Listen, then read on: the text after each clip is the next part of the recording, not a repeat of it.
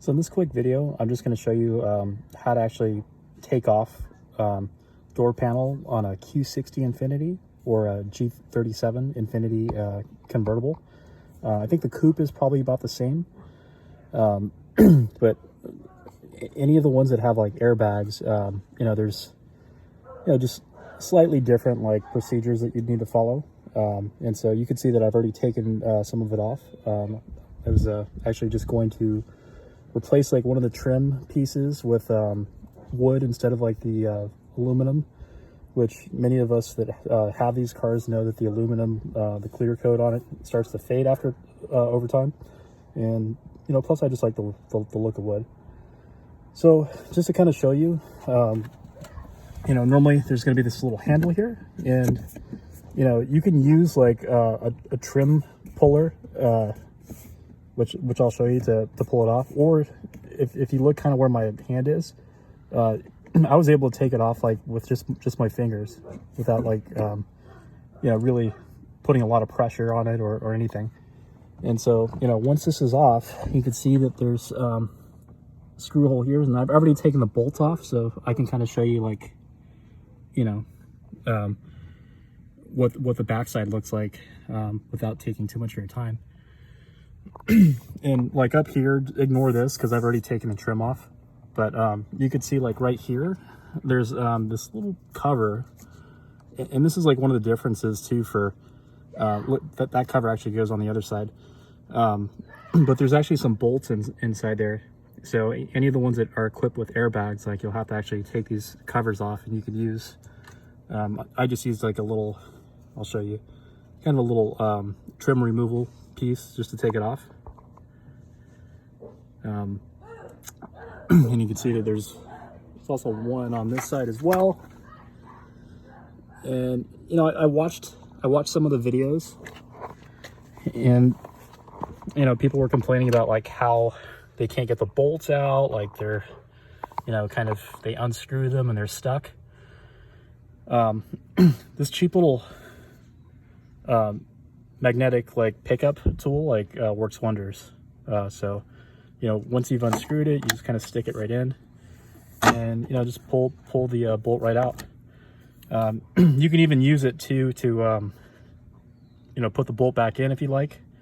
Kind of helps because there's like limited space to work with. And then the final area that you need to actually like take a bolt off, and you can see like I still have a bolt in there, is right behind like where the door handle is.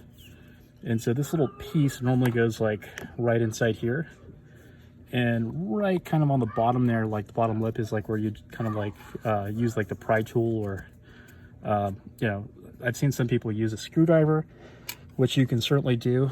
I wouldn't recommend using a screwdriver personally, just because it leaves a lot of like marks. You can create scratches and like unnecessary unsightly blemishes. These little tools here, pry tools, are really cheap, and you can get them at pretty much most auto parts stores. Probably get it on eBay or Amazon as well. And that's really it. Once you do that, it's just a matter of like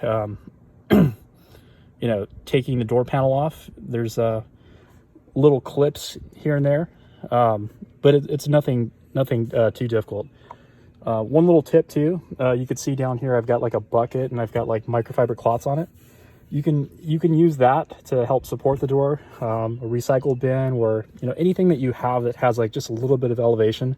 Because if you're working on this on your own, there's a lot of cables back there, and you want to just make sure that you are able to support it without having to damage any of them and create any like additional work for yourself.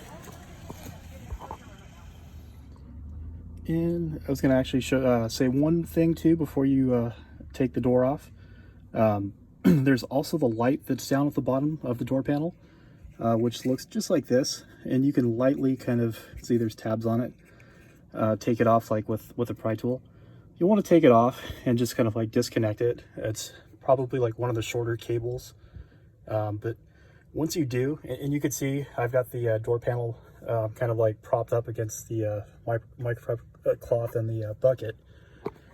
You can see kind of what the inside looks like, and I've kind of like, you know, went a little further and just kind of like, you know, applied some Dynamat. I didn't go too crazy with it because you want the door panel to be able to seat properly. And so that's a problem with Dynamat sometimes, is that with some of these vehicles, they're like already like kind of like, you know, maximizing the most space that they possibly can. That, you know, like if you go too crazy with it, you're not going to be able to put the door panel back on properly. And so I didn't want to do that. And, you know, I just wanted to, you know, kind of reduce the road noise and also like improve the stereo. And so the Dynamat like has made a considerable difference. It almost, and this is coming from somebody that's like really into audio, but also knows like, you know, and has like enough sense to like know like when not to like go too crazy. So in this case, I didn't really want to like rip the entire stereo system out and, you know, install something that like maybe would be marginally better and, you know, spend, you know, $5,000 to $10,000 doing so. So simple thing that I did was just basically been taking this door panel off and replacing the trim. And so I just went and bought like, you know, some Dynamat Xtreme, and I only paid like $40 for the Dynamat. It wasn't anything, you know, too extreme. And, you know, just kind of applied it in areas, you know, trying to be careful not to like cover up any screw holes or any points like where, you know, I wouldn't be able to put the door panel back on. But, you know, that's pretty much it. And I'll show you kind of like what the back of the door panel looks like. You can see here that I haven't really taken a whole lot off because I've got the door panel propped and I don't need to. But on the models that have airbags, you can see that there's an actual airbag, you know, kind of module like on the side there. So you want to be really careful with that. These cables here, you know, control like your lock and your door handle. Really simple to take off. But you just want to be really careful with all these clips and all these harnesses that you don't like break anything.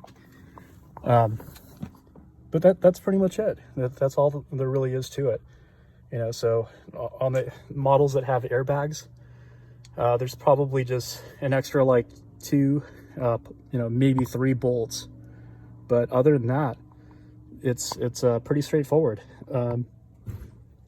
That's pretty much it. You know, if you have any questions or like my video, leave you know, some questions or comments in the comments area, and I'll be happy to try to answer them as best that I could. Oh, and one other thing, it's probably a good idea if you're dealing with airbags to disconnect your battery just for safety reasons. And that's pretty much it.